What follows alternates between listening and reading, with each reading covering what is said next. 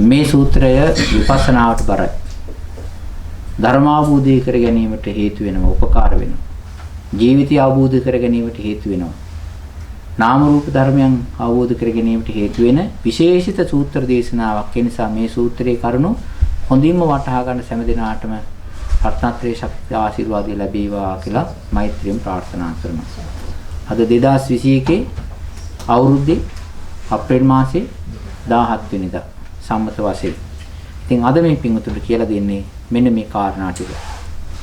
එක තැනක බුදුරජාණන් වහන්සේ දේශනා කරනවා අනමතග්ගෝ යං භික්ඛවේ සංසාරු පුබ්බා කෝටීනේ පඤ්ඤායති.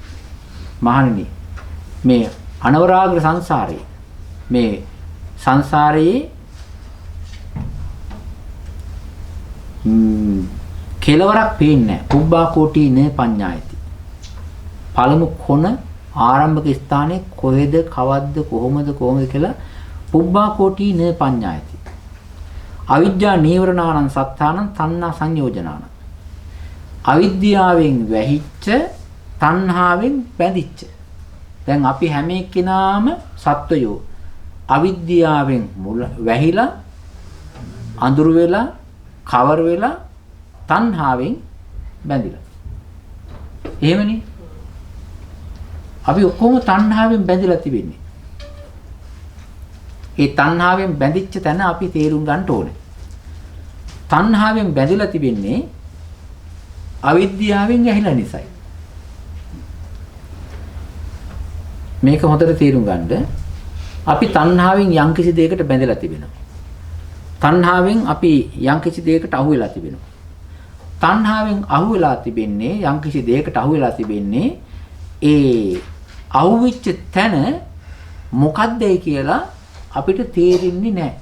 හේතුව අවිද්‍යාවෙන් වැහිලා තියෙන හින්දා. අවිද්‍යාවෙන් කවරලා තිබෙන හින්දා. මේක තේරෙනවනේ. කාගේද? තණ්හාන් සංජ මේ සත්වය දුවන සන්දාවතන් සංසරතම් මේ සංසාරයේ ප්‍රතිසන්දියෙන් චුතියෙන් ප්‍රතිසන්දියට චුතිය ප්‍රතිසන්දියෙන් චුතියට චුතියෙන් ප්‍රතිසන්දියට ආය ප්‍රතිසන්දියෙන් චුතියට චුතියෙන් ප්‍රතිසන්දියට යන සත්‍යය. අපි සාමාන්‍යයෙන් අපේ ව්‍යවහාරික භාෂාවෙන් කතා කළොත් ඒක උපදිනවා මැරෙනවා ආය උපදිනවා මැරෙනවා ආය උපදිනවා මැරෙනවා මරණය ඉපදීම මරණය ඉපදීම මරණය ඉපදීම මරණය ඔය ක්‍රියාවලිය දිගට සිද්ධ වෙනවා. මේන්න මේ සිද්ධ වෙන්නා වූ සත්වයාගේ පුබ්බා කෝටීන පඤ්ඤායති. මේ පළමු කෙලවර මුල් කෙලවර පේන්නේ නැහැ කියලා කියනවා.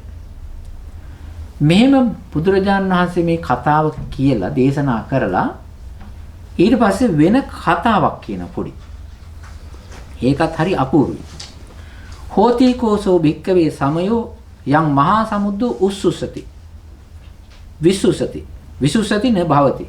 මහණෙනි එක්තරා කාලයක් එනවා එක්තරා සමයක් උදා වෙනවා මේ මහා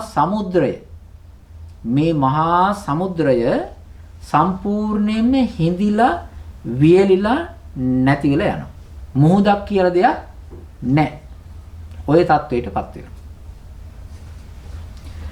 නත්වේ වහම් බික්කවේ දැන් හොඳට බලන්න. අපි කියනවානේ මහා සාගරය කියලා. කියනව නේද? Great Ocean. මහා සාගරය කියලා කියනවනේ. ඒක නිකම්ම එකක් නෙවෙයි. මහා සාගරය. මේ මහා සාගරය, මහා සමුද්‍රය කවදා හරි දවසක වියලලා නැති වෙලා යනවා. ඕන මහා සාගරයට වෙච්ච වෙනදී. ඉතින් මේ මහා සාගරය ගැන කියලා උන්වහන්සේ දේශනා කරනවා. නත්වේවා හං බික්කවේ අවිජ්ජා නීවරණානං සත්තාන. තණ්හා සංයෝජනාන. ඒ වුණත් මහා මොහොත හිඳිලා යයි. මහා මොහොත සම්පූර්ණ නැති වෙලා වේලිලා විල්ලා යයි. ඒ වුණාට මහා මොහොත නැති වුණාට මේ සංසාරේ යන සත්‍යෝ ටික නැති වෙන්නේ නැහැ. දුක්ඛ සාන්තකිරියම වදා මේ කවදාකවත් මේ සත්වයන්ගේ දුක් කෙලවරක් වෙන්නේ නැහැ. මොහොත නම් හිතලා ගියා. හැබැයි දුක් හිඳිලා යන්නේ නැහැ කියලා කියනවා. දැන් පළවෙනි උපමාව.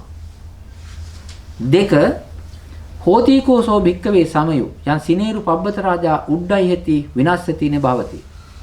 සිනේරු පර්වතය කියලා කියන මහා මේරු පර්වතය නේ ලෝකෝම පර්වතය කියලා කියන්නේ. ඒකත් කවදා හරි දවසක සම්පූර්ණව දැවිලා, පිච්චිලා, අණු වෙලා න භවති කන්දක් නැහැ කියන තත්ත්වයටපත් වෙනවා.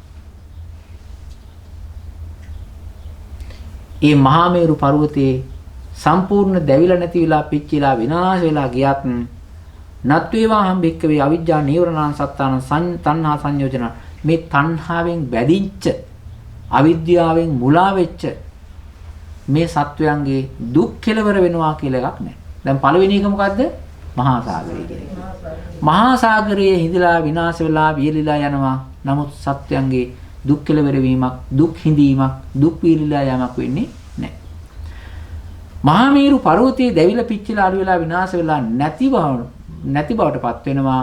ඒ වුණත් මේ සත්‍යයගේ නැතිවීමක්, මේ දුක් කෙලවර කිරීමක් වෙන්නේ නැහැ. තවත් එකක් කියනවා. හෝතිකෝසෝ භික්කවේ සමයෝ යම් මහා පඨවි උඩ්ඩයති විනාශතින භවති. මේ මහා පොළොවනේ දැන් සාමාන්‍ය නිකම්ම නෙවෙයි. මහා සාගරය ඊළඟට මහා පොළොව පර්වතයෙන් පස්සේ මේ මහා පොළොව මහා කියලා වචනෙන් කියනවනේ. මේ මහා පොළොවත් එක්තරා කාලයකදී උඩ්ඩයති විනාශතින භවති.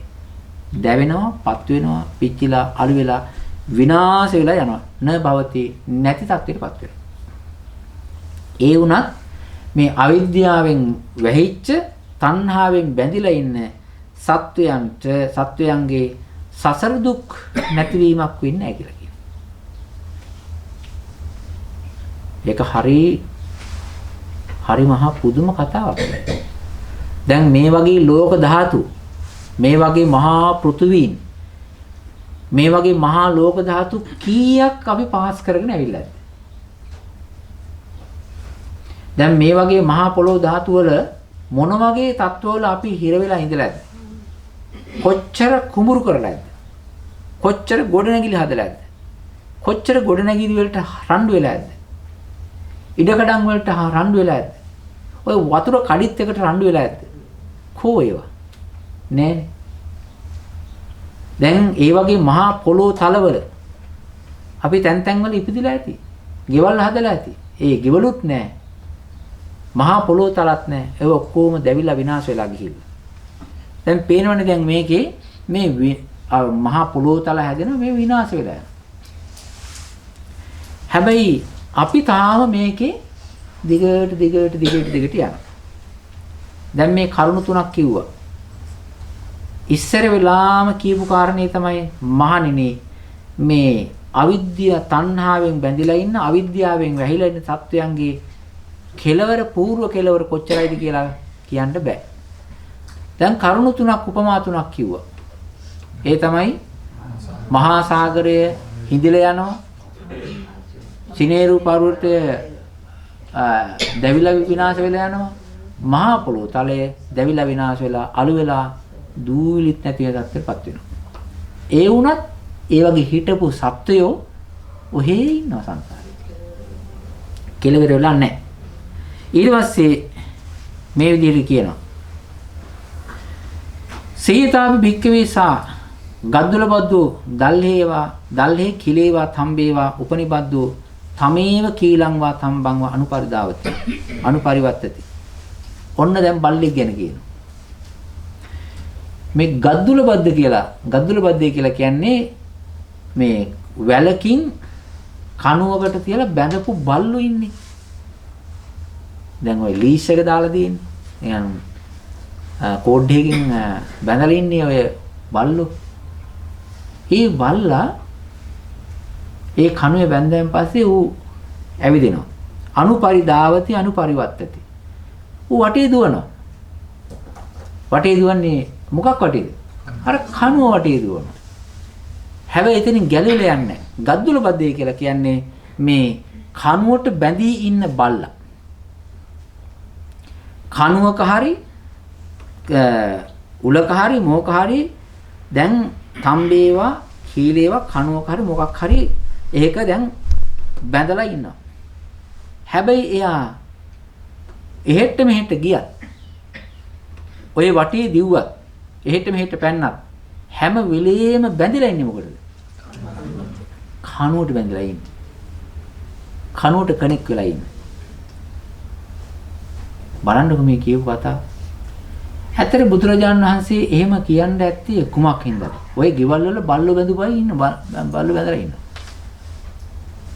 ඔය ඉස්සරහා ඔය බල්ලෝ බැඳලා ඉන්නවා, හරක් බැඳලා ඉන්නවා, බල්ලෝ බැඳලා ඉන්නවා. හැබැයි ඉතින් අර එහෙට මෙහෙට කෑ ගහනවා, දුවනවා, ආයෙත් ඒක නිදා ගන්න.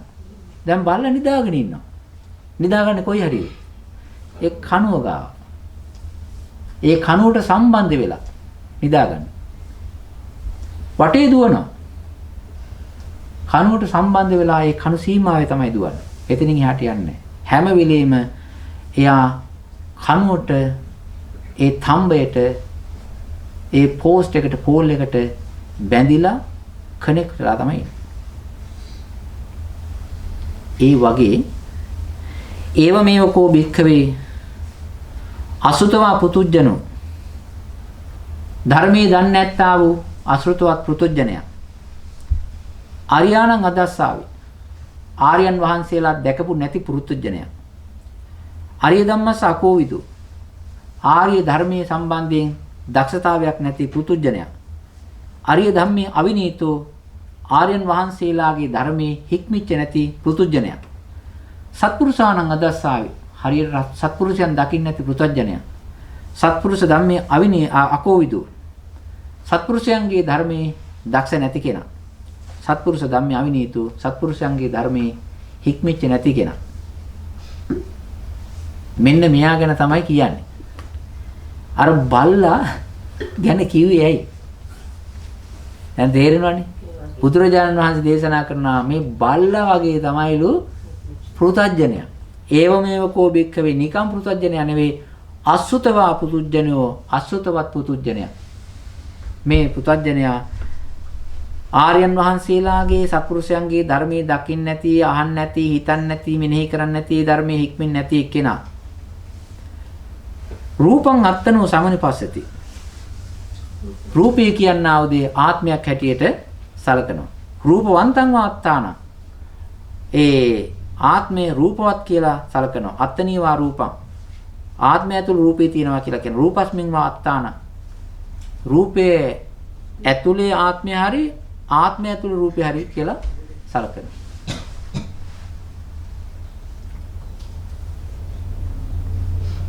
මේක තේරුණාද?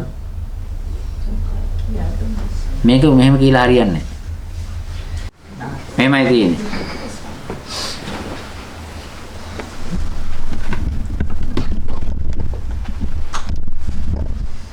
මට බල්ලු ඇඳින්න බෑ.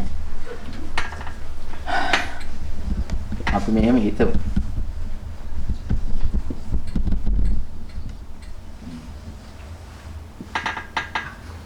මේක මෙහෙම දාමු.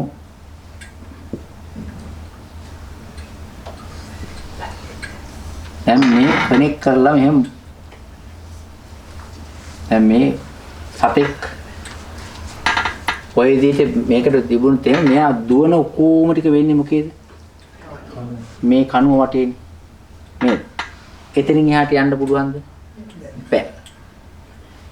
එතකොට බුදුරජාණන් වහන්සේ මේක දේශනා කරන්නේ ඒ ඉන්දියානු සමාජයේ ඉන්න එදිනදා ප්ලේන් වලින් යන්නේ නැති, හෙලිකොප්ටරෙන් යන්නේ නැති, දඬු මොනරෙන් යන්නේ නැති එදිනදා පාරවල් දිගේ, වෙලක් දිගේ, මාර්ගයක් දිගේ මිනිස්සු යන්නා වූ මිනිස්සු ඉන්න ගම්මානවල යන චරිත තියෙනවානේ. ඒ ගම්මානේක යනකොට තියෙන සජීවී දර්ශන මොනවද? සජීවී දර්ශන තමයි මිනිස්සු වැඩට යනවා, දරේසේ තියාගෙන යනවා, කාන්තාව දර කඩන්ට යනවා, වතුර අරගෙන යනවා, ලිදක් තියෙනවා, වතුර ගලාගෙන යන කුඹුරු තියෙනවා, වතුර ඇලවල් තිබෙනවා, කුඹුරු වල මිනිස්සු වැඩ කරනවා, ගොයන් කපනවා, කුඹුරු හානවා නේද? ඊට පස්සේ බල්ලෝ ඉන්නවා ගෙවල් වල පොඩි ළමයි ළපට ඉන්නවා. ඔව සජීවී මනුස්ස සමාජයේ තියෙන සජීවී දර්ශනනේ. ඔය ඒක දැන් මේ බල්ලෙක් කැලේක බඳලා තියෙනවද? බල්ලෙක් කැලේක බඳලා තියෙනවද මහත්තයා? නැහනේ. මේ බල්ලේ බඳලා තියෙන්නේ මේ ගයක් මෙහි ගිහි මිනිස්සුන්ගේ ඩොමෙස්ටික් මේ ඩොග්ස්ලානේ. ඉතින් මේගොල්ලෝ ගේදරක බඳලා තියෙන. එතකොට මේක හරි ලේසි මිනිස්යාගේ හිතකට මේ කන්වේ කරන්න හරි ලේසි. ඒක නිසා බුදුරජාණන් වහන්සේ මේ උපමාව කියනවා. දැන් මේ සතා කොහෙට ගියත් මේ කණුවේ ඉන්නේ. මෙයාට යන්න බෑ. එහෙට පයින්නවා හැබැයි කණුවට බන්ධනවල. මෙහෙට පයින්නවා කණුවට බන්ධනේ වෙලා ඉන්නේ. ඒ වගේ තමයි ධර්මයේ දන්නේ නැති තථාගතයන් වහන්සේගේ ධර්මයේ දන්නේ නැති පෘථග්ජනයා ඉන්නවනේ. මේකෙන් කියන්නේ ඔක්කොම කියන්නා වූ අයගේ ධර්ම දැනගන්න එක නෙවෙයි. ක්‍රිස්තියානිටි එකයි, ජුඩයිසම් එකයි, ඉස්ලාම් එකයි, ඊට පස්සේ හින්දුනිසම්, ඊට පස්සේ තවත් ඔය එක එක තියෙනවනේ ඉසම් තියෙන જાති තියෙනවනේ. ඒ ඔක්කොම ඉසම් දැනගත්ත ඒවා නෙවෙයි. ආර්යයන් වහන්සේලාගේ ආර්ය තථාගත ධර්මයේ තිබෙන්නේ මොකේද? බුද්ධිසම් එකේනේ. ඉතින් ඒ තථාගතයන් වහන්සේගේ ධර්මය දැනගත්තේ නැති අය තමයි ආර්යයන් වහන්සේලාගේ ධර්මය දන්නේ නැති කියලා කියන්නේ. අපිට ඔක්කොම ඉන්නා වූ රිලිජන් එකේ එකම බාස්කට් එකේ දාලා කියන්න බෑ. ඒගොල්ලෝගේ ෆේත් වෙනස්නේ. දැන් මේ අසුතවත් පෘථුජනයා බුදුරජාණන් වහන්සේගේ ධර්මය අහලා හිතලා මෙනෙහි කරලා නැති ඒ ධර්මයේ දන්නේ නැත්තා වූ කෙනා පෘථුජනයා මෙන්න මෙහෙම හිතනවා. ඒ තමයි මේ රූපේ තියෙනවනේ. රූපය අපි හිතමු ශරීර අපේ ඇඟ කියලා. ඇඟේ ඇතුලේ තිබෙන රූපස්කන්ධයක් තිබෙනව නේද? මේ ඇඟම රූපස්කන්ධය. මේ රූපයට මෙන්න මෙහෙම අදහසක් දානවා. ඒ අදහස තමයි මේ රූපය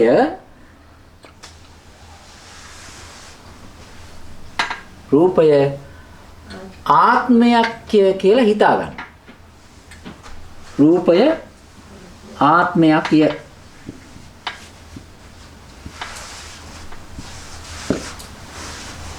රූපය ආත්මයක් කියලා හිතා ගන්න. ඕක දෘෂ්ටියක්. දැන් මේ රූපය කියන එක ආත්මයක් කියලා හිතාගත්තේ ඇයි? රූපය කියන එක ආත්මයක් කියලා හිතාගත්තේ කරුණු දෙකක් හින්දායි. එතකොට මෙයා බැඳිලා ඉන්නේ. මේ සත්වයා මේ රූපයට බැඳිලා ඉන්නේ.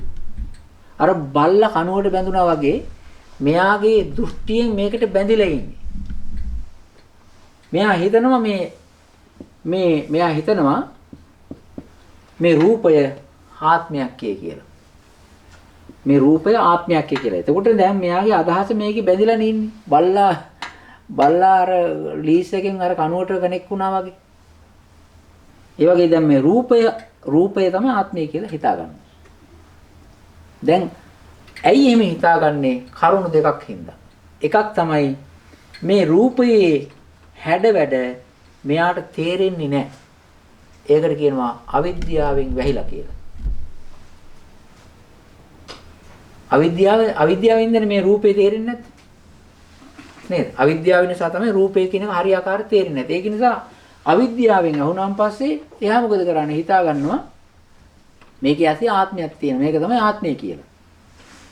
ඒ ආත්මය කියලා හිතාගෙන ඊට පස්සේ මොකද වෙන්නේ? තණ්හාවෙන් ඒකට තණ්හා කරනවා.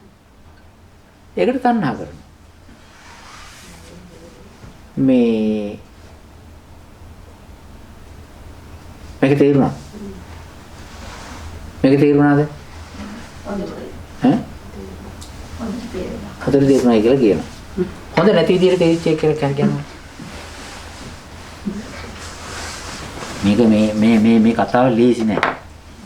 මේ කතාව ලේසි නෑ. මම දන්නවා ඔබ වෙයි කියලා. මම ඊයේ හැන්දෑවේ හිතුවේ අද මේක වෙනවා කියලා.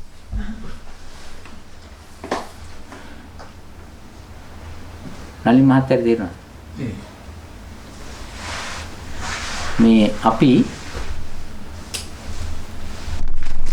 අපේ හිත මේකට බැඳෙනවා. මේ ශරීරයේ කණුවක් කියලා මේ රූපේ කණුවක් කියලා හිතාගත්තොත් මේකට බැඳෙනවා. ඇත්තටම මේකට බැඳෙන්නේ හේතුව බැඳෙනවා කියලා කියන්නේ මොකද්ද? තණ්හාව. මේ තණ්හාවෙන් අපි මේකට අතහරින්නේ නැහැ. බල්ලා කණු අතහරින්නේ. යන්න බෑ. කනෙක් වෙලා ඉන්නේ. ස්ට්‍රෝං කනෙක් වෙලා. හේතුව තමයි අපේ හිත මේ වැලෙන් බැඳිලා තියෙනවා කියලා දන්නෙත් නැහැ. මේ කියන්නේ තණ්හාවෙන් බැඳිලා තියෙනවා කියලා දන්නෙත් නැහැ. ඒ වගේම තණ්හා කරන්නා වූ රූපේ හැටි දන්නෙත් නැහැ. කමෙන්වට තේරෙනවද? ටිකක් තියෙනනේ ස්ට්‍රේන් වෙන්න ඕනේ කියලා. ඒ කියන්නේ පුද්ගලෙක් ඉන්නවා කියන එකද? සත්වයක්, පුද්ගලෙක්, ජීවයක් තියෙනවා කියලා එහෙම එකක් තියෙනවයි කියලා එහෙම එකක් තමයි මේ රූපය කියන එක තමයි තේරුම් ගන්න.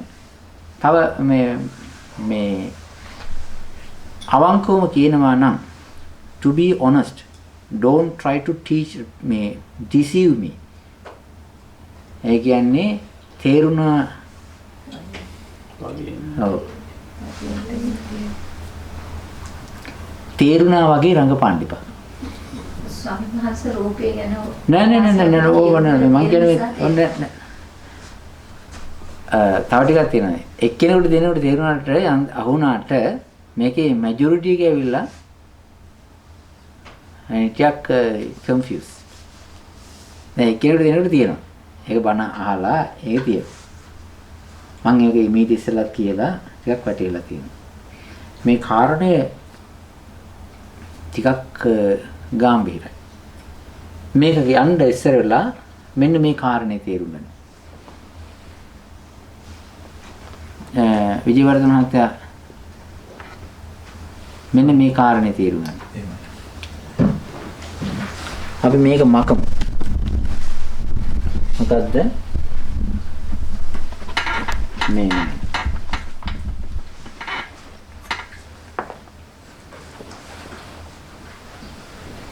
අර මකලා මේක තේරුම් ගන්න.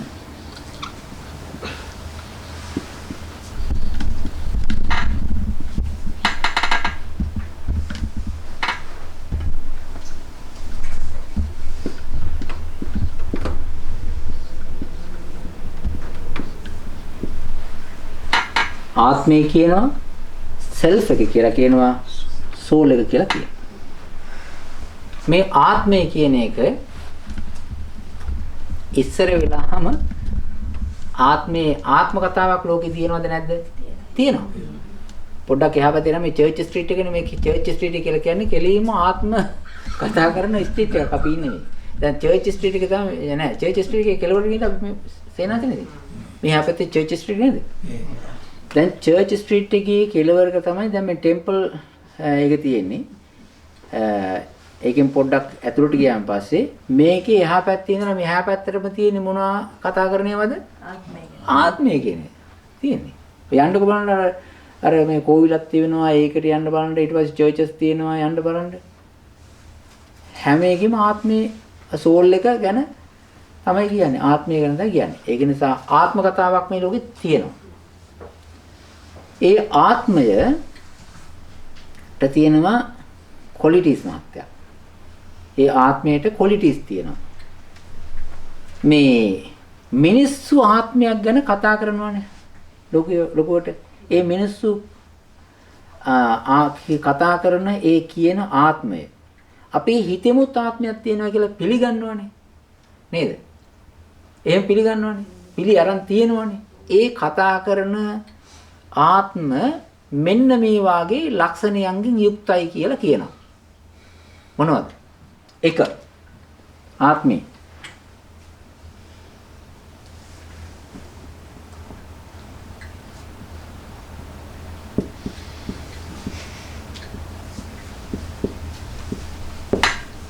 එකක් මොකද්ද? වෙනස් වෙන්නේ. ආත්මය වෙනස් වෙන්න බෑ.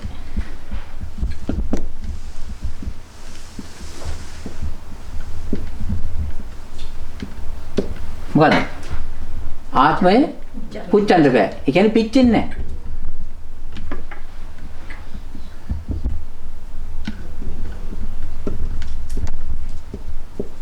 අනිත් එක කවන්න බෑ. ආත්මේ කවලා දාන්න බෑ. වෙනස් වෙන්නේ නැහැ. පුච්චන්න බෑ. කපන්න බෑ. කැඩෙන්නේ නැහැ.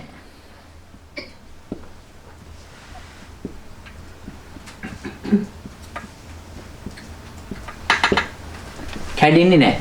ඉස්සෙල්ලා ආත්මයේ තේරුම් ගන්න බෑ. තව මොකක්ද කියන බලන්න. දිගින් දිගට. ඈ? දිගින් දිගටම යන. නෑ.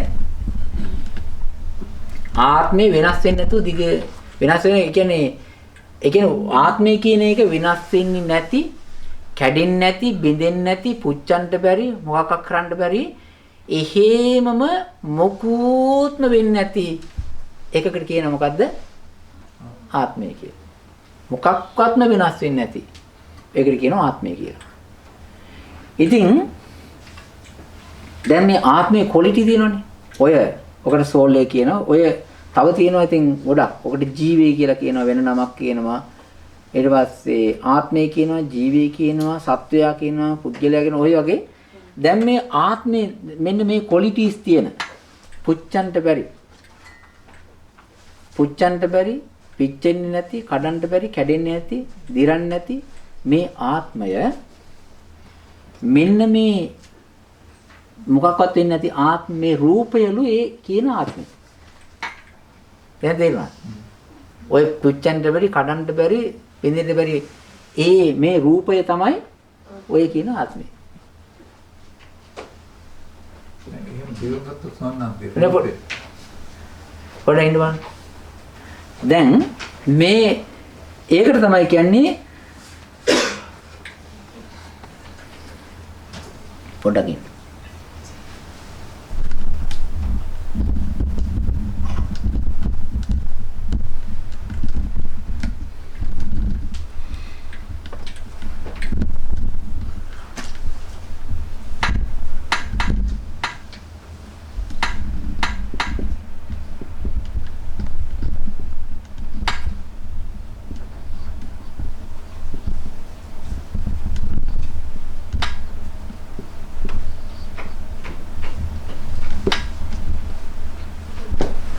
දැන් බලන්න රූපං අත්තතෝ සමුනුපස්සති කියලා පාළි වාක්‍යයක් තියෙනවා. රූපය ආත්මයක් ලෙස සලකනු ලැබි කියලා කියනවා. ඇයි රූපය ආත්මයක් ලෙස සලකන්නේ? මේ රූපයම මුළු සෙට් එක රූපයම තමයි ආත්මය. ඇයි රූපය ආත්මයක් කියලා සලකන්නේ? වෙනස් වෙන්නේ නැහැ, පුච්චන්න බෑ, කපන්න බෑ, කැඩෙන්නේ නැහැ, මොකක්වත් වෙන්නේ නැහැ. ඉතින් මේ රූපය අපි ඔය යනකොට අපිටම පේනවා ඔය වාහන වල හැප්පිලා කැඩලා තියෙනවා. තියෙනවනේ. තැලිලා ඔලු නැහැ. මොළ විසිරිලා ගිහලා තියෙනවනේ. හැබැයි මිනිස්සු හිතාගෙන ඉන්නේ මේ රූපය තමයි ආත්මය කියලා. නිකම් ආත්මයක් නෙමෙයි, කැඩෙන්නේ නැති, පුච්චෙන්නේ නැති. අපි හොඳටම දැකලා තියෙනවා යුද්ධ කාලේම වහුවට මේ යුද්ධ කාලෙත් එහෙම බෝම්බ වැදිලා කැල්ලා තියෙනවා. ඉතින් එහෙම වුණායින් පස්සේ මේ වාක්‍යයට තැනක් නැහනේ. තියෙනවද? නුවණින් හිතුවොත් එහෙම ඔය පිච්චෙන්නේ නැති, කැඩෙන්නේ නැති, තැලෙන්නේ නැති ආත්ම මේ රූපය ආත්මයයි නම් කොයි ඉතින් අපිට හොඳටම පේනවනේ මේ ස්පිරිතාල දාගෙන ඉන්නේ මේ කකුල් කැඩිච්ච නේද? ඊළඟට මැරෙන්නේ නැහැ ආත්මය. ඒක දාන්න ඕන විශේෂයෙන්. ආත්මෙ මැරෙන්නේ නැහැ.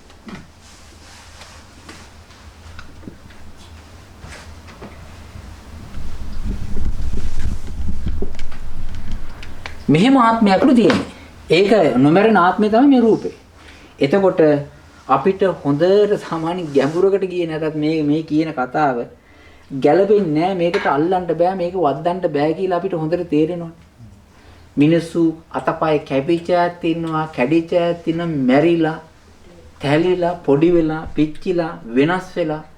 ඔය තරුණ කාලේ පොඩි කාලේ හිටපු අය නෙමෙයි දැන්.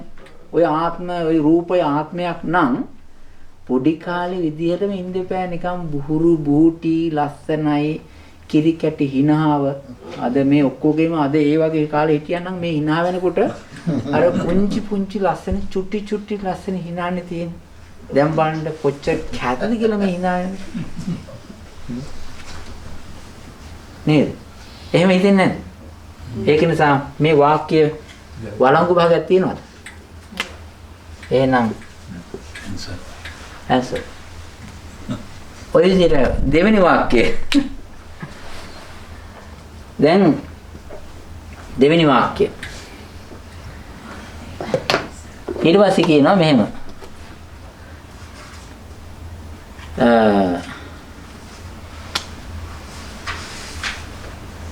හැබැයි තව කට්ටියක් කියනවා මෙහෙම.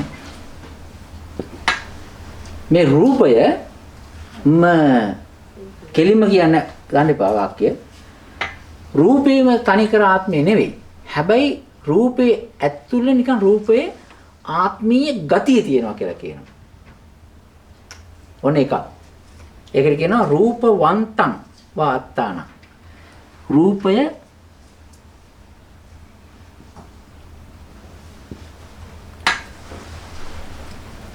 නෑ ඒක ඉතින් මෙහෙමයි. ආත්මය කියන එක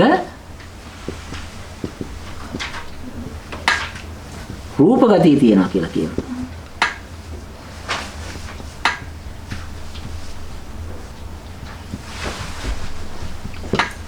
දැන් ඊට පස්සේ මේක හරි ගියේ නෑනේ. ඊට පස්සේ මේක දාගත්තා. මොකද්ද කරන්නේ?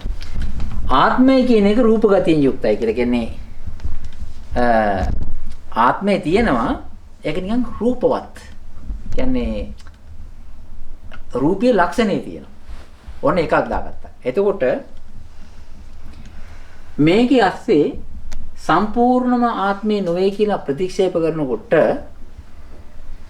ඊට පස්සේ මේකේ ඇතුලේ මේකේ යන්තම් මේ රූපමය ගතියක්, ඒ කියන්නේ ආත්මීය ගතියක් මේ රූපේ තියෙනවයි කියලා ගන්නවා. ඉතින් එහෙම බැලුවොත් එහෙම ඒත් පරාදයිනේ. එතකොටත් ඉතින් අර ටික තියෙන්න එපායි. මේ රූපයේ අඩුතරමේ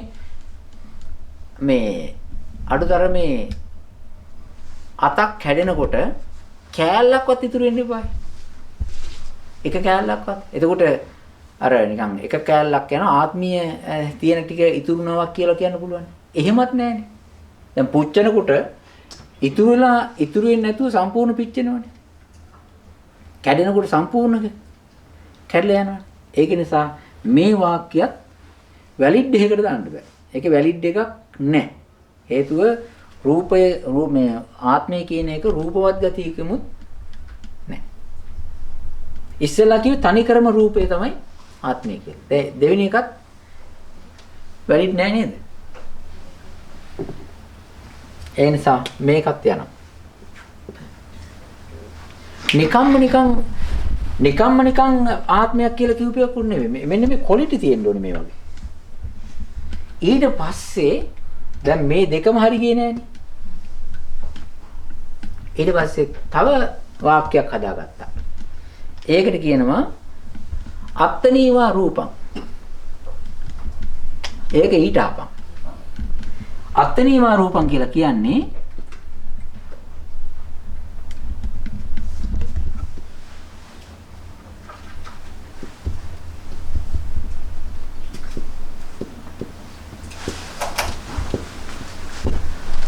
ආත්මය ඇතුලේ රූපේ තියෙනවා. එතකොට දැන් දෙකක්නේ. ආත්මයක් තියෙනවා.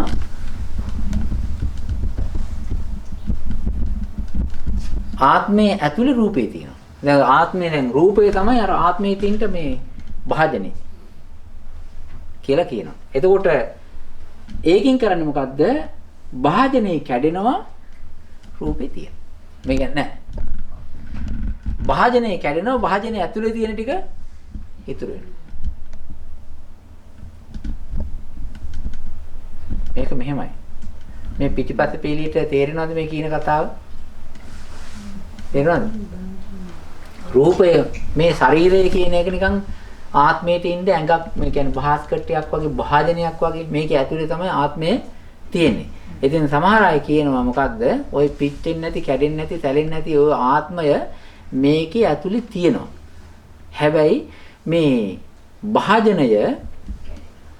භාජනය කැඩෙනවා, භාජනය පිච්චෙනවා, ආත්මේ පිච්චෙන්නේ නැහැ කියලා සාමාන්‍ය සරලව හිතුවොත් එimhe හිල් වෙලා තිබෙනා වූ වාදනයකට තෙල් දැම්මයින් පස්සේ මොකද වෙන්නේ? ලීක් වෙනවනේ. නේද? ඉතින් එතකොට දැන් මේ කැඩෙන බිඳෙන මේ දුර්වල වාද ඔච්චරම හයියේ තියෙන වටිනා ආත්මයක් මේ කැඩෙන මේ ජරා වෙච්ච එක දාන්න පුළුවන්. ඒක ස්වාමීන් වහන්සේ ඒක කියපු විදිහ හරිද? රූපය ඇතුලේ ආත්මය නේද ඔය කියන්නේ? අනිත් පැත්තට නෑ අපි නෑ ආත්මය ඇතුළේ රූපය. ඔව්. ආත්මය ඇතුළේ රූපේ තියෙනවා. ඒ ඉස්සරහේ අනිත් එක. ආත්මය ඇතුළේ ආත්මයේ තියෙන වටිනා දෙයක් වටිනාම පිච්චෙන්නේ නැති හොඳම එකක් තියෙනවා. ඒක ඇතුළේ දාලා තියෙන්නේ මොකද්ද? දිරච්ච රූපයක්. නිකන් ගැලපෙන්නේ නැහැ නේද? ඒ ඇත්තට ඔච්චර වටිනාම ආත්මයක් තියෙනවා නම් ඒකේ තියන්නත් ඕනනේ වටිනා එකක් නේ.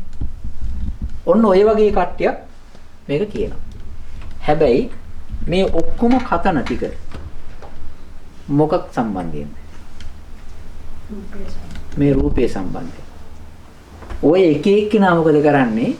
පොල්ක දාගෙන මේකට බැඳෙනවා. අපි ඔය කියලා එක එක තර්ක ඊළඟට කතා පැහැදිලි කිරීම කොච්චර කරත් ඕක තියෙන එක්කිනා අපිට ගාලා පන්නයි අපේ තියෙන ආත්මය සෞතු කරන්න එනවා කියන්නේ. එහෙම තමයි තියෙන්නේ. අනිත් කාරණේ තමයි ඒක නිසා දැන් මේ වටිනාම ආත්මය ඇතුලේ දිරච්ච රූපයක්, දිරා යන රූපයක්, කැඩෙන බිඳෙන රූපයක් තියෙනවා කියලා ඔන්න පිළි අරගෙන තියෙනවා. ඉතින් දැන් මේකත් බැලුවන් පස්සේ හොයන්න ඕනේ මෙහෙම එකක් තියෙනවද කියලා. ඒක නිසා තමයි විදර්ශනා කරන්න කියන්නේ. විදර්ශනා හොයාගෙන යනකොට එහෙම එකක් නෑ, වාජනෙත් නෑ. හැබැයි තියෙනවා මොකද්ද? දිරා යන රූපයක් නම් තියෙනවා. ඒක නිසා මේකත් වැලිඩ් වෙන්නේ නෑ. ඊළඟ කාරණේ. රූපස්මින්ව අත්තාන. රූපය ඇතුලේ ආත්මය.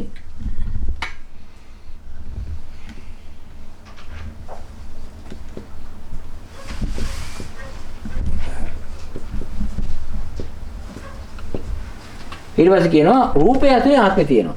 අර ඉස්සලා කියපක දැන් මේ අපේ ශරීරයේ තියෙනවා මේක ඇතුලේ තමයි ආත්මය තියෙන්නේ. දැන් බලන්න මේ ආත්ම කතාව ගහගෙන හැම වෙලාවෙම රූපෙන් අයින් වෙන්නේ නැහැ. හැම වෙලාවෙම මේ රූපෙන් අයින් වෙන්නේ නැහැ හිත. හිත අයින් වෙන්නේ නැත්තේ ආත්මය පිටින් හරි ඇතුලේ හරි කනෙක්ට් වෙලා හරි කොහොම හරි මේකේ ඇති ආත්මයක් තියෙනවායි කියලා බැඳින්නේ මොකටද? මේක තමයි බැඳියන බල්ලා අර කනුවට බැඳලා ඉන්නවනේ. ඌ කොහේ දිව්වත් ඒක වටේනේ. අපි මොන තරකේ දැම්මත් ආත්ම කතා තියෙන ඇතුලේ පිට අරෙහි මේ කියලා දැනුවත් මොන දැඟලිලි කරත් දුවන්නේ මොකක් වටේද? අර රූපේ වටේ තමයි, මේ ජීවිතේ වටේ තමයි දුවන්නේ. එහෙම නේද? ආන්න ඒක තමයි කියන්නේ බුදුරජාණන් වහන්සේ අසුතවා පෘතුජ්ජනයා මේ පෘතජ්ජනයා අන්න අර අරයා වගේ තමයි වැඩ කරන්නේ කියලා. අපිත් හැම වෙලෙම ඔය චින්තනයේ දාගෙන ඔය දෘෂ්ටිය දාගෙන තමයි ඉන්නේ. දැන් මේකෙන් වෙන්නේ මොකද්ද? මෙන්න මේ ආත්මීය කතාව, ආත්මීය ප්‍රකාශන, සෙල්ෆ් මේ ප්‍රකාශන දදා අපි කනෙක්ට් වෙන්නේ මොකටද? අර රූපේට. ඒක නිසා මේ රූපය අතහරින්නේ නැහැ. ඇයි රූපය අතහරින්නේ නැත්තේ? රූපේට තණ්හායි. රූපේට බැඳිලා, රූපේට කනෙක්ට් වෙලා. හේතුව රූප භාජනයක් හැටියට හරි මේක තියාගන්න ඕනේ. ඇයි ආත්මයේ තියෙන්න එපායි. එහෙම නැත්නම් ආත්මයේ තියෙන භාජනය කියලා හරි තියාගන්න ඕනේ. නැත්නම් ආත්මයට අයිති වෙලා තිබෙන ආත්මේ රූපේ තියාගෙන ආත්මයේ හැටියට හරි කියලා තියාගන්න ඕනේ. මේ ආත්මය ඇතුලේ තමයි රූපේ තියෙන්නේ කියලා හරි මේකට මේ ආත්මයට සම්බන්ධ රූප කැලලක් කියලා හරි අපි මේකට ඇලෙන හැම වෙලාවෙම මේ රූපයට බැඳෙන විදිහ තමයි තියෙන්නේ. මේකෙන් එහාට ගැලවිලා යන්නේ නැහැ. මේ කාරණේ තේරුණා. දැන් පේනවා නේද අපේ හිත මේ රූපය අතහරින්න බැරි හේතු? ඇයි අපි මේකට බැඳෙන්නේ? හේතුව මේකේ අස්සේ මේ රූපේ ඇතුලේ ඔය කියන ජරමර නෑ කියලා තේරෙන්නේ නෑ. එහෙම ආත්මයක් මේකේ ඇස්සේ පිටත් නැහැ මේකේ ඇතුළෙත් නැහැ කියලා තේරුම් ගන්නට තරම් අපිට නුවණක් දැනුමක් නැහැ. ආන්නේ ඒකට කියනවා මොකද්ද? අපි අවිද්‍යාවෙන් වැහිලා කියලා. අවිද්‍යා නීවරණ වෙලානේ වැහිලානේ තියෙන්නේ. ඔය අවිද්‍යාවෙන් වැහිච්ච අය තමයි ඔය ටික කතා කරන්නේ. ඒ කයිටේ කියනවා අසුතවත් පෘතජ්ජනයෝ කියලා. ආර්යයන් වහන්සේලාගේ බණ දන්නේ නැති, ධර්මයේ දන්නේ නැති අසුතවත් පෘතජ්ජනය තමයි මෙන්න මේ හතර විදිහටම කතා කර අරකට ඇලෙන්නේ. ඉතින් හරියනද මේ දාපු ගාම මොහොකට හරි බැඳෙනවනේ. දැන් අර මොකද්ද මේ පැණියක් ආවනේ මහත්තයා. දැන් මේ කාලේ පැණි කතා තියෙනවනේ. ඒ පැණි කතා ඒ පැණි වලට මිනිස්සු කොහොම හරි අහුණානේ. එහෙනම් ඒ පැණියට අහුණා. සතියකට හරි අහුණා. හේතුව ඇයි එහෙම වෙන්න හේතුව?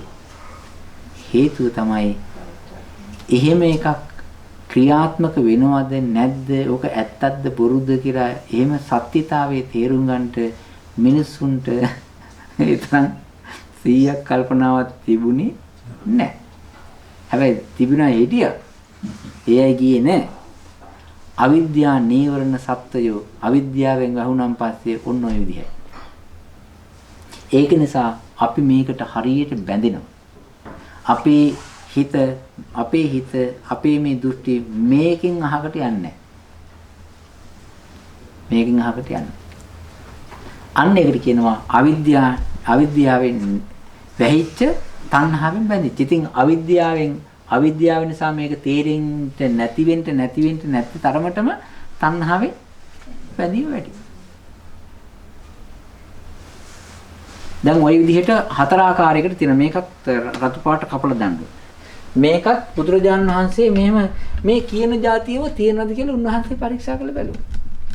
මේ විදිහට මේකේ අස්සේ පිට නිකන් ගතිය වගේ උන්වහන්සේ දැක්ක මේ මොකක්වත් ඔය කියන ඒවා මොකක්වත් නැහැ කියලා. ඒක නිසා මේවා ලෝකයේ තිබෙන කතාවල් විතරයි. හැබැයි මේවා කතාවල් විතරයි, මේවා දෘෂ්ටි විතරයි. හැබැයි මේවා මෙහි ගිහිල්ලා බලනකොට නම් නෑ කියලා දැනගන්න.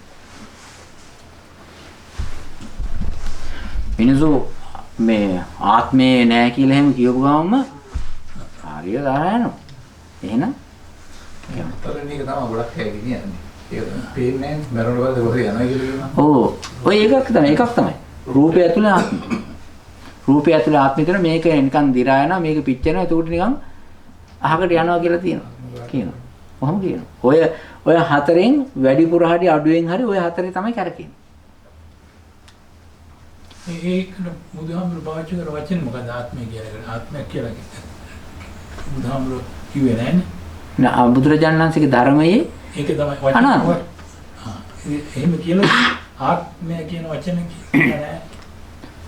බුද්ධාගමේ නෑනේ ආත්මය කියලා වචනයක්වත් නෑනේ. මහත්ය මෙහෙමයි. ආත්මය කියන වචනේ සිංහල භාෂාවෙන් සිංහල පිළිවෙලකට කතා කරනවා. ඕකේ පාලි වචනේ තමයි අත්ත කියලා කියන්නේ. අත්ත අනත්ත. ඕක සිංහල භාෂාවෙන් කියනකොට අපි කියනවා ආත්මය කියලා.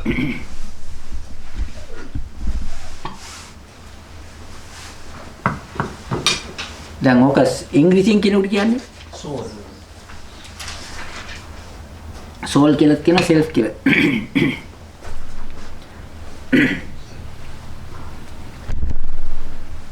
අනිත් එක නිකම්ම නේ ඔය ආත්මය හරි බලවත්.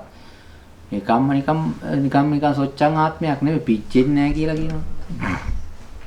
කඩන්න බින්දින්න බෑ, පිච්චෙන්නේ නැහැ. ඒ ආත්මය ඒ විදිහට තියෙනවා කියන්නේ. බුදුරජාණන් වහන්සේ බැලුවා කියලා වුණ හැම ඒ ආත්මේ තියෙන දන ආත්මය කියලා එක ඇත්තෙත් නැහැ. ඒ තියෙනවා කියන තැනුත් දරා ඒ වගේම පිච්චෙනවා. අනිත් එක තමයි තියත් ඔච්චර වටිනා ආත්මයක් තියෙනවා නම් ටිකක් බාස්කට් එක හොඳ එකක් තියෙන්න බෑ. ගඳ ගහනයක් නැතුව නේද? හැමතැනම මේ ඔක්කොම ගඳ ගහන එකක් නේ තියෙන්නේ. නිකන් හොඳට නිකන් පිරිසුදු එකක් තියෙන රත්තරන් වගේ නම් ඔන්න ටිකක්වත් තියෙන්න පුළුවන්. මේක හරිම ජරාය ඒක තමයි මේක තියෙනවා කියන්නේ. බුදුරජාණන් වහන්සේ ඉතින් ඔය බැලුවා. ඉතින් ඊට පස්සේ මොකද කරන්නේ? ඔය සිස්ටම් එකටම යනවා වේදනාව. ඊට පස්සේ සමහර අය කරේ මොකද්ද? රූපයේ හිමීට මේ හොයාගෙන යනකොට හිමීට මේවා ප්‍රූව් කරන්න බෑනේ. හිමීට ඔය සෙට් එකම ගලවලා පැත්තකින් තියලා ඕක නෙවෙයි ආත්මේ ඒක තියෙන්නේ ඇතුලේ කියලා ඊට පස්සේ මොකද කරේ? ආත්මයෙන් තමයි විඳින්නේ කියලා ප්‍රකාශනයක් කරා. විඳින වේදනා ගතියම තමයි ආත්මය. විඳීමම තමයි ආත්මය. සමහර අය කිව්වා විඳීම කියන එක ආත්මීය ගතියෙන් යුක්තයි කියලා. දෙවෙනි එකට පස්සේ. සමහර අය කිව්වා ආත්මයේ ඇතුලේ තමයි වින්දනේ තියෙන්නේ කියලා. ආත්මය කියන එක තියෙනවා විඳීම ඒක ඇතුලේ. සමහර අය කිව්වා වේදනාව තියෙනවා වේදනාව තමයි බාස්කට් එක වේදනාව ඇතුලේ තමයි ආත්මය තියෙන්නේ කියලා. ඔය විදිහට කිව්වා. කවදාකවත් ඔය එක්කෝ රූපය එක්කෝ වේදනාව එක්කෝ සංඥාවේ ඔය කතාව ඊට පස්සේ සංඛාරයේ ඔය කතාව විඥානයේ ඔය කතාව ඔය සෙට් එකකින් ඔය තැන්වල පහෙන් ගැලවිලා අහකට යන්නේ ඕකෙම කරකිනවා. අර හරියට අර බල්ලා බැඳලා නින්නේ. ਉਹ කරකින්නේ මොක වටේ. අපි කරකින්නේ මොකේද? ස්කන්ධ පංචකේ වටේම ස්කන්ධ පංචකේ වටේම ඔය දෘෂ්ටි දදා කැරකි ඉන්නවා. හොඳයි. දැන් බලන්න මෙහෙම. අපි ওই ටික සාමාන්‍යයෙන් ආත්මීය කතා පොඩ්ඩක් පැත්තකින් තියමු. මලක් පහනක් පූජා කරනවා. මේ මල් ටික පූජා කරලා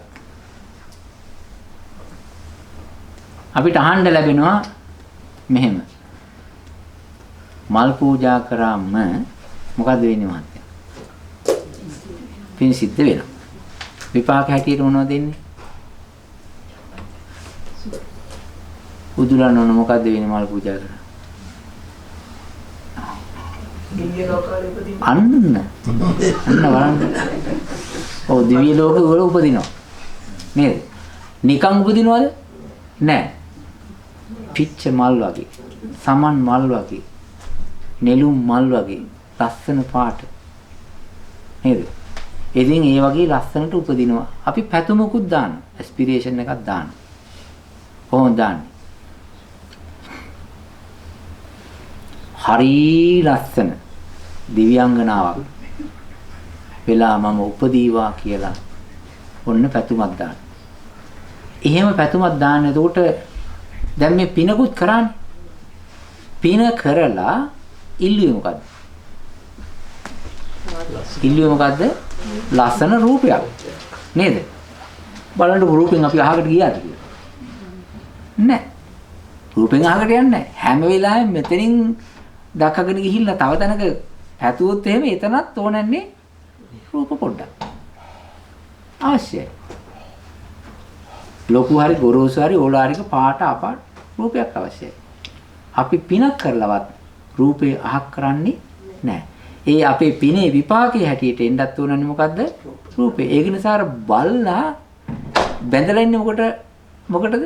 කනුවටනේ. ඉතින් අපි මෙහෙන් කරකිලා මෙතනින් පැනලා ගිය ගමන් ආයෙත් යන්නේ කොතනද?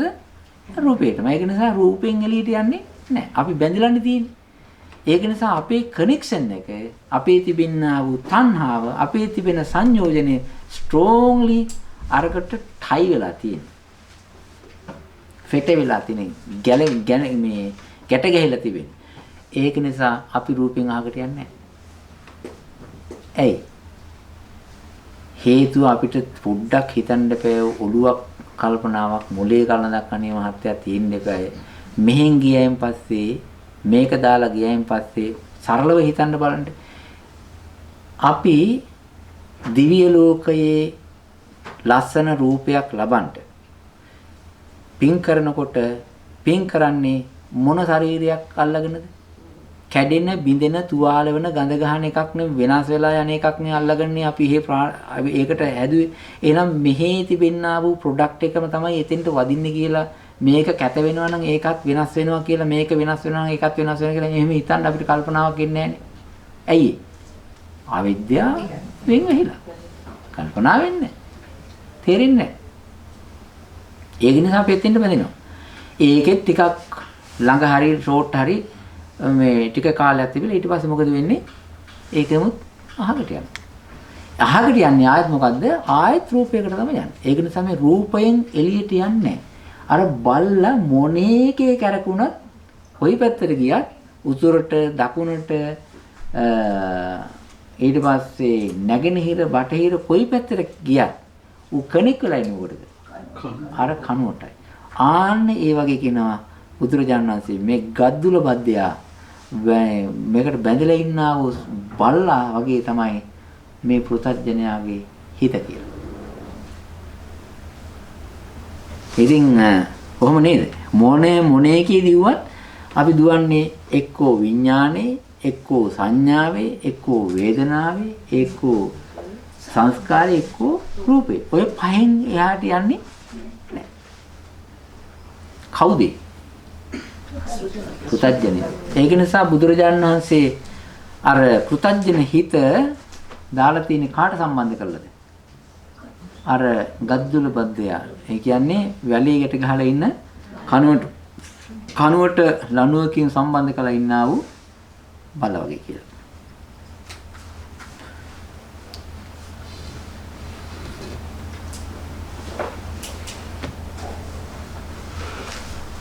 ඒක නිසා කවදාකවත්ම මේ හැම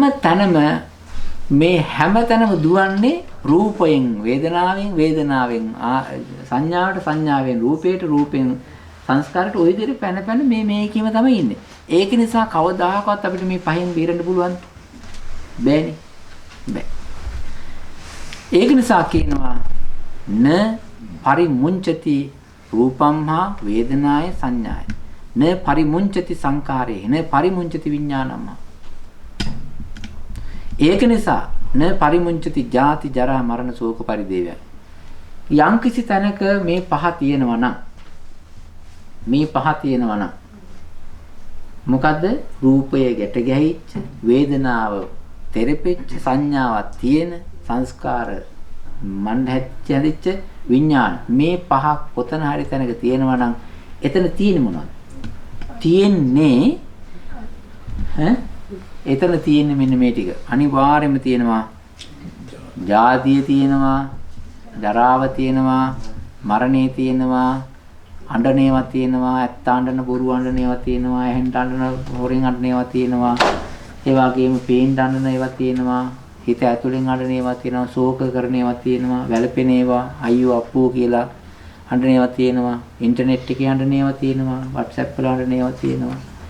ඒ වගේම අඬනවා කියලා අඬනවා, ඒ වගේ දේවල් තියෙනවා. ඇත්තටම අඬනේවා තියෙනවා, ශෝක කිරීම තියෙනවා, වැළපීම් තියෙනවා. හැම එකක්ම දැන් බලන්න පංචස්කන්ධය නැතුව අඬන්න බලන්න පොඩ්ඩක් try එකක් දාන්න. පංචස්කන්ධය නැතුව අඬන්න නිකන් පොඩ්ඩක් නිකන් try එකක් දාන්න. බෑනේ. ඒ නිසා අඬන්න ඕන නම් පංචස්කන්ධයක් අවශ්‍යයි. ඒකෙන් තමයි හොඳට දාලා අඬන්න පුළුවන්කම තියෙන්නේ. උපදින්න නම් මොකද්ද තියෙන්න ඕන? පංචස්කන්ධයක් අවශ්‍යයි.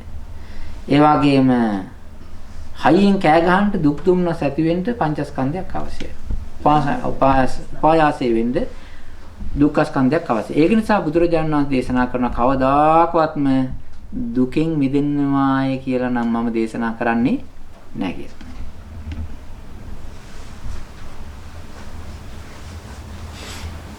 ඔය කවුරු ගැනද කිව්වේ? අසුතවත් පෘථග්ජනයා ගැන. හැබැයි තවත් කොටසක් ඉන්නවා. ඊයේගේ වැඩසටහන වෙනස්. සුතමකෝ භික්ඛවේ අරිය ශාවකෝ. ආර්යයන් වහන්සේලාගේ බණ අහන සුතවත් ආර්ය ශ්‍රාවකයා. ආර්ය ශ්‍රාවකයා ආර්යයන් වහන්සේලාගේ ධර්මයේ දකින, හිතන, ඒ ධර්මයේ පුරුදු කරන, ඒ ධර්මයට අනුව හැසිරෙන සත්පුරුෂයන් වහන්සේලාගේ ධර්මයේ දකින, හිතන, මෙනෙහි කරන ඒ ආර්ය ශ්‍රාවකයා වෙනස්. අර කිව්වේ අර කනුවට ගැට ගහලා තියෙන එක්කිනා වගේ කියලා. මෙයා මොකද කරන්නේ? සුතවත් ආර්ය ශ්‍රාවකයා බුදුරජාණන් වහන්සේගේ ධර්මයේ දැනගත් ඒ ශ්‍රාවකයා මේ රූපය ආත්මයක් හැටියට සලකන්නෙම නැහැ. කවුරු කොහොම කිව්වත් මේ රූපය ආත්මීය ගතියෙන් නිකන් සිනිදු සිනිදුවට තියලා කියලා කිව්වත් පිළිගන්නේ නැහැ. ආත්මය ඇතුලේ රූපේ තියෙනවා කිව්වත් පිළිගන්නේ නැහැ. රූපේ ඇතුලේ ආත්මය තියෙනවා කිව්වත් පිළිගන්නේ නැහැ. එහෙම දකිනකොට එහෙම හොඳට මේ ස්කන්ධ පහේම 20 ආකාරයකට කලකන ස්කන්ධ පහේම ආත්මය කියන අර පිච්චෙන්නේ නැති කපන්න බැරි ওই වගේ එකක් કોઈ පැත්ත පලාතිකවත් ඒකේ නැහැ කියලා තේරුම් ගන්න. ඒක නිසා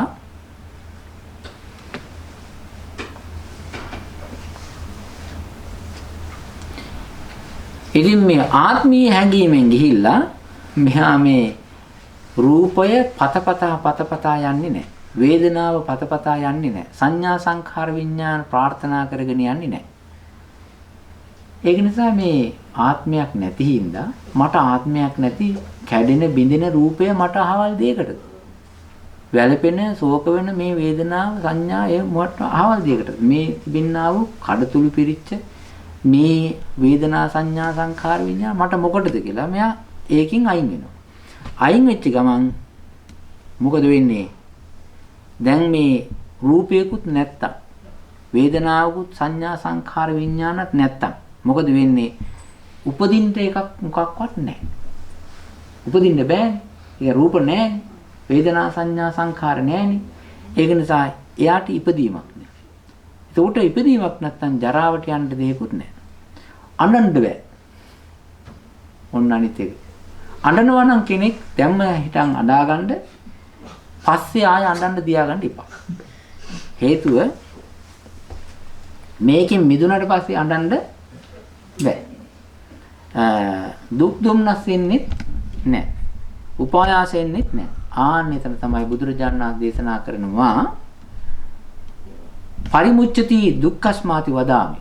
දුකින් මිදුණාය කියලා කියලා. දුකින් මිදෙන්න නම් මොකද කරන්න ඕනේ? මේ පහෙන්ම අපි අයින් වෙන්න ඕනේ. ඒක නිසා පහෙන්ම අයින් වෙන්න නම් මේ අයින් වෙනවා කියලා කියන්නේ කනෙක්ෂන් එක කඩන්න එපායි. කනෙක්ෂන් එක කඩන්න ඒක නිකන් අයින් වෙන්නේ නැහැ. ඩිස්කනෙක්ට් වෙන්නේ නැහැ. මොකද්ද කරන්න ඕන වෙන්නේ? හැම වෙලාවෙම මේකේ තිබෙනා වූ ඩිෆෙක්ට්ස් බලන්න ඕන. මේකේ ෆෝල්ට්ස් බලන්න ඕන. හැම වෙලෙම මේකේ දැන් බලන්න අත හොඳයි. නේද? අත හොඳයි කියලා හිතාගෙන ඉන්නවා. අත හොඳයි කියලා හිතාගෙන උනක වේදනාව එනවා. අත හොඳයි මෙහෙම හිතා මෙහෙම අත හොඳයි. අත හොඳයි. ඒක මෙහෙම ටික වෙලා සාමාන්‍ය විනාඩි 5ක විතර ඉන්නකොට අත හොඳයි. අතන මම මෙහෙම ජග් ගන්න ඕනේ. අත හොඳයි. දකුණු අත හොඳයි. තව මෙහෙම කරන්න ඕනේ නැහැ. සමහරු මෙහෙම අත හොඳයි. කොහොම නෙමෙයි. මෙහෙම ඉන්න ඕනේ. විනාඩි 5ක් විතර ඉන්නකොට මොකද වෙන්නේ? එහෙනම් අත හොඳයි. අතරට දාන. අත හොඳයි අම්මෝ. අත හොඳයි. ආන්න එකක් එනවා. ඇයි? අත හොඳ නෑ වේගෙන එනවා. නේද? ඒක නිසා මේ හැම අපි එකක් හොඳයි කියලා ගන්නකොට ඒක තුලම තියෙන හොඳ නැති ගතිය මතුවලා එනවා. ඉතින් බුදුරජාණන් වහන්සේ මේ ඔය ගොඩාක්ම රූපයේ තිබෙන ආදීනව දේශනා කළේ මේකෙන් මිදිලා යන්නයි. අසුතවත් පෘතොජ්ජනයා අන්ධ පෘතොජ්ජනයා ඒ රූපයේ තිබෙන ඇදකුද කියනවාට කැමති නෑ. රූපයේ තිබෙන ඇදකුද කියනව නේද? කැමති නෑ. මේ විරුද්ධවාදී මේ මොනවාද කියන්නේ අසුභවාදී තියෙන්නේ එහෙමනේ. අසුභවාදී ඇත්තටම තියෙන්නේ අසුභවාදී නේ රියැලිටි. රියැලිටි එක තමයි පුළුවන් තරම් එහෙන් මෙහෙන් පේන් කරගෙන ඔතාගෙන වහගෙන ආවට ඇතුලේ තියෙන්නේ ඔක්කොම කැඩෙන බිඳෙන જાතිනේ තියෙන්නේ. නේද? ඒක නිසා මේක ඇත්තම தත්ත්වය කිව්වොත් එහෙම මේක ඇත්ත වශයෙන්ම ඩැමේජබල් නේ. මේක ඩැමේජබල්. මේක හරියම මේ හැම එකටම පොඩ්ඩක් අවුවේ යන්නකෝ බලන්න. කරක ඇවිල්ලා හැදිලා. එහෙම වෙනවා. ඉතින් අවුවේ ඩිංගක් විනාඩි 5ක් ගෙනියන්න බැරි ආත්මයකට වැඩක් තියෙනවා නේද? ඔන්න ඔය වගේ ඇත්ත කතා කරම මිනිස්සු කැමති නෑ. ආර්යයන් වහන්සේලාගේ ධර්මයේ දකින අය ඇත්තටම කැමති. හොඳයි. ඔය ටික තමයි අද දේශනා කරේ. තවත් ඉතිරියක් තියෙනවා අපි හිත කතා කරමු.